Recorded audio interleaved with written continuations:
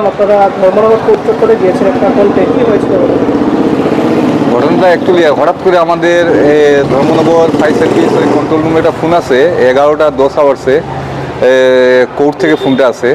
তো একটা আসামি নাকি হঠাৎ করে মাথা ঘুরে পড়ে যায়, তাতে সিরিয়াসলি ইনজুর হয়। তো আমরা অ্যাকর্ডিংলি গেলাম, গিয়ে দেখি তো একটা বয়স্ক লোক, উনি সিরিয়াস কন্ডিশনে উনি কোর্টে পড়ে আছেন। তো ওনাকে আমরা লিফটের মাধ্যমে নামিয়ে তারপরে রেস্কিউ করলাম, করে তারপরে ওনাকে আমরা ধর্মনগর হসপিটালে নিয়ে এলাম। ওনার নাম ফৈজুর রহমান, বয়স 65 ইয়ার্স, এবং ওনার বাড়ি উনি বললেন পদ্মবিল নাকি বাড়ি ওনার।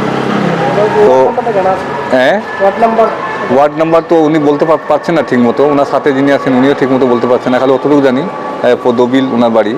তো ওনাকে হসপিটালে আমরা শিফট করে দিয়েছি এবং ডাক্তারকেও বলে দিয়েছি যে ওনাকে তাড়াতাড়ি ট্রিটমেন্ট করার জন্য। তো ওনার শারীরিক অবস্থা এমন একটা, মানে এটা তো সম্ভবত হয়তো শারীরিক কোনো একটা কন্ডিশন খুব খারাপ আছে ওনার। তো ওনার চিকিৎসা চলছে, ধর্মনগর হসপিটালে শিফট করা হয়েছে, ওনার চিকিৎসা চলছে।